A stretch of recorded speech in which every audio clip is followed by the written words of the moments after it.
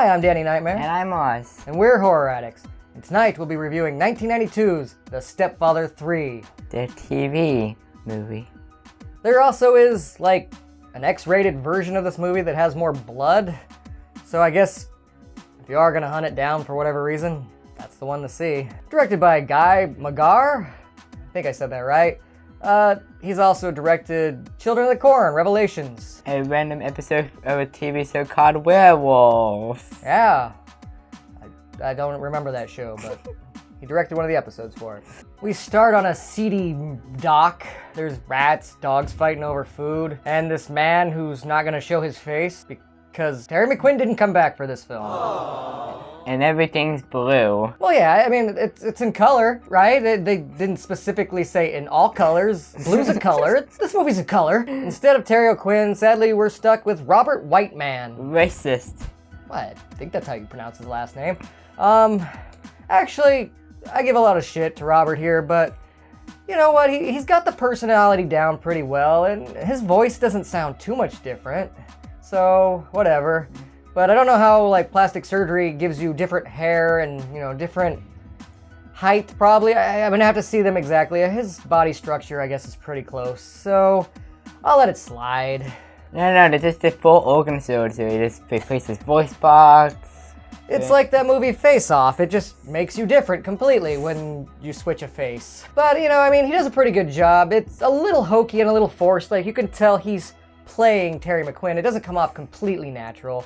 But to his credit, it's not that bad. Could be worse. It could be a lot worse. Just don't bother with it, it's a movie. Yeah, what a intense stare down as he sips that smoothie. Like, I think they were trying to be scary here, but that's just unintentionally funny. I got it from the place down the street.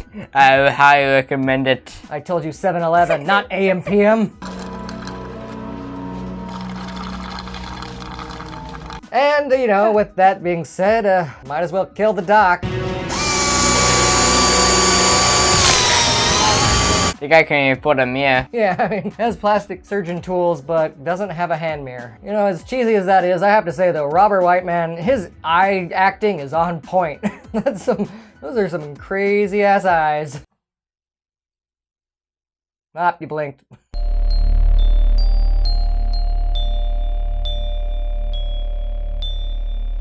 After working his way down from the Pacific Northwest, our backyard, he's made it to Deerview, California. 9 months later. Yeah, now he's a gardener. He's apparently going to be the Easter Bunny at a church. I keep expecting the critters to show up. Not to point fingers at Guy, but he's got some weird use of children in this movie that makes us a little uncomfortable. Why is that baby naked? I'm not rewinding to find out. And, you know, people touch kids a lot in this movie. Granted, his gardening boss, he touches even him a lot. Give him hell, Kitty. Sorry, Father. But this is actually kind of interesting because The Stepfather was always based off of John List. In 1971, he killed his entire family, his wife, his 3 kids, and his mom. That's a pretty serious mass murder. He then got remarried and avoided arrest for 18 years. Till finally someone saw him on America's Most Wanted and he got arrested. Or later he died in prison in 2008. But John List loved gardening and he frequently did volunteer work at his local church. Even though all the movies have been based off of him, they're actually incorporating a little about his real life into one of the films. Even while looking very creepy as the weird bunny man, he's still a hit with the ladies. Putting on that charm, he manages to seduce Christine Davis. And the bunny hops into the dance floor. He's got some I should be your next husband type moves. And Christine's played by Priscilla Barnes. I wonder if you have anything in relation to Brian Barnes. I don't know. I'll have to ask him. Prior to this film, she was in another TV movie called A Vacation in Hell. And later on, she went on to do other horror movies such as 3, The Visitation, Trailer Park of Terror, The Devil's Rejects, and that really weird Ed Gein movie with Kane Hodder. This movie also introduces David Tom. He's Christine's son, you know, the one in the wheelchair there that looks like he's a combination of the kids from the Burger King Kids Club. He went on to do The Hazing, Dead Scared. And 1 episode of Supernatural. They probed me. Again and again and again and again and again and again and then one more time. Yikes. The stepfather in this movie is taking the name Keith Grant. Now with the face surgery all healed up and the bunny makeup all washed off. He's sad or no, he looks like Alfred. Nah, he actually kind of looks more like Bill Nye the Science Guy meets Patrick Bateman, which explains a lot, actually. Well, I'm not into models much. Computer sleuthing? It's my specialty. And even though he hits it off with Christine, her son Andy, You think he's a nerd? which is coming from a kid who's obsessed with a criminal video game and his best friend's a priest. He's a real nerd. Why don't you give him another chance? He might surprise you. Now, back to our case. Was it poison or strangulation? And we find out that Andy being paralyzed is a little more psychological. See, he ran away when his parents were fighting and he ran out into the road and got hit by a car. But the doctors say he could walk again, it's just that he feels that he can't mentally. This won't come up later. Yeah. Definitely not. Foreshadowing. So I guess Keith is dead set on trying to get him to walk. Walk the walk and talk the talk. Gets him a football. Are you crazy? I can't play football. Sure you can. Here it comes. Ow! This contest is over. Give that man the $10,000. This isn't America's Funniest Home Videos. Wow. That is, I don't know if it's intentional, but that is just hilarious. Right in the junk. Show that again. Here it comes. Ow! The ball is groin.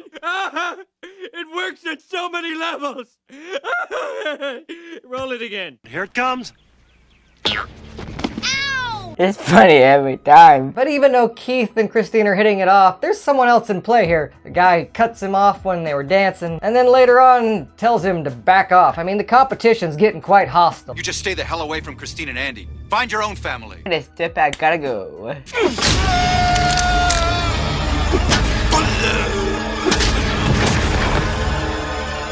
There we go, problem solved. Then later, the ex-husband does show up, and he wants Andy to come live with him. See, he's a completely different problem that we haven't had in the past. He doesn't want Christine back. He's happily married and has other kids, but he wants his son to come back, and obviously Andy's not hitting it off with Keith, and he's more than happy to take off and leave. See ya. Even though Christine loves Keith, that's not enough. He wouldn't be the stepfather without a family. I do have to point out though, they did get married, as rushed as it was. He actually is a stepfather. However, now that he doesn't have quite the family he wants, kind of finds a new family. See, before he married Christine, he had a little cabin out there. There's some skeletons in the garden. Yeah, there's some skeletons in the garden, but it's a nice place and he needed to rent it out. But he ends up renting it out to Jennifer and her son, Nicky. They play football, and the priest catches them. It's awkward. And he's like, well, here's a family. Maybe I should switch. It's an interesting take.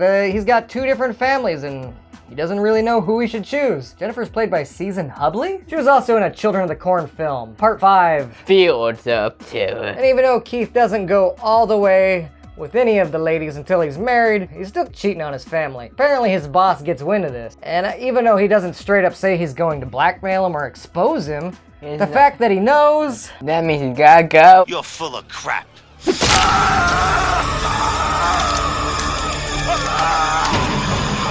Just because he killed his boss didn't mean he loses his job. In fact, business is really raking it in.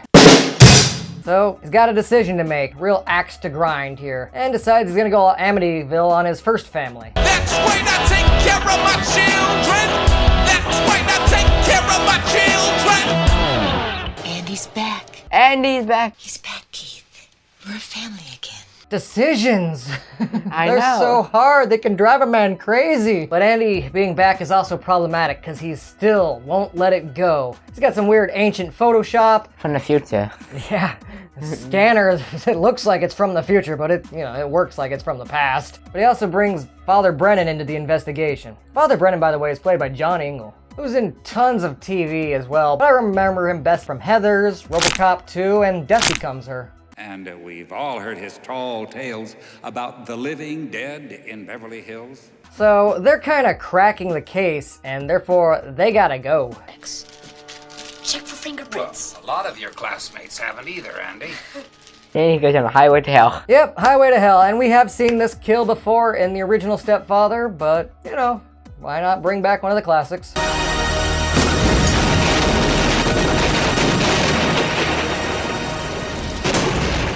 Each time, you gotta buckle for safety. Buckle up for safety. However, now, with the father dead, there's a funeral and families almost collide. Turns out his wife and his girlfriend are going to talk about something. Oh, okay. I'll see you then. Right. Okay. She is kind of onto him. Not in the same way that Andy's onto him. She just thinks he's cheating, which technically he is. So before they have their talk, he and Jennifer are gonna go have a talk. Hey, sweetheart. We'll have everything worked out soon. Unfortunately, Christine and Andy show up because she thinks she's gonna catch him in the act, and she technically does, but it's not the act she's expecting to catch him in.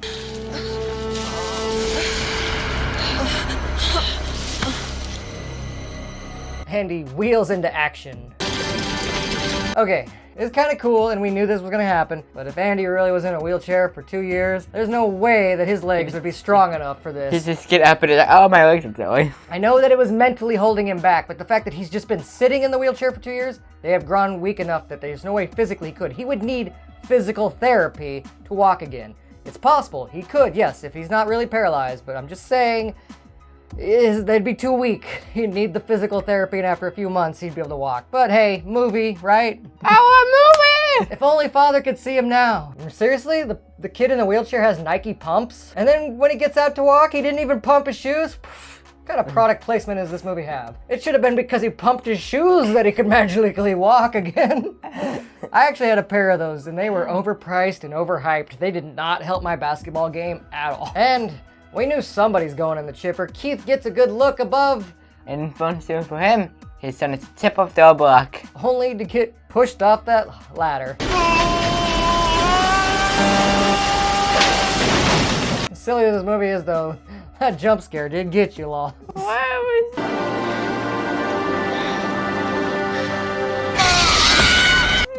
Is that when he survived that he went slam dunk in?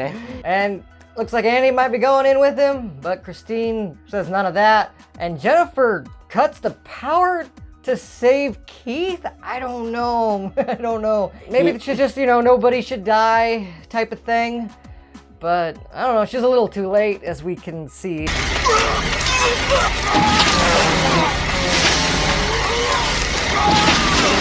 There might not be much remains of Keith, but lots of blood. We got the X-rated version all over the wall here. From what very little of this movie I remembered when I first saw it, I went into this review thinking I was gonna say skip it. And I don't know. What do you feel though? How do you give it? I would just say skip it. I mean, some parts are like really good and then some of this. I'm gonna agree with you, but mostly just because how hard you'd have to go out of your way to find this film, it's not worth it. I mean, there are some unintentional humor here. If you ever see it, it's not the worst thing ever. But we're gonna say skip it. George A. Hawk, you were the best boy. But who was the best girl? Why don't you tell me? I need to pee. Miss Davis, but I gotta pee right now. Good joke. I think that might have been Tiffany, played by Mindy Ann Martin. We can't forget the Easter Party Boy, played by Adam Wiley.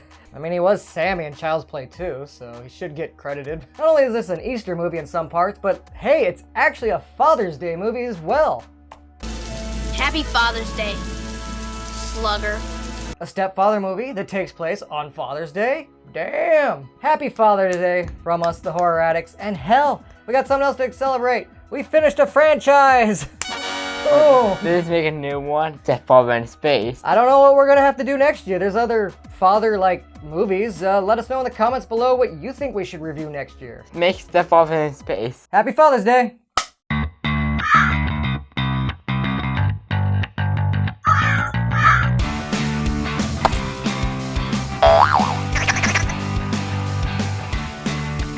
Yeah.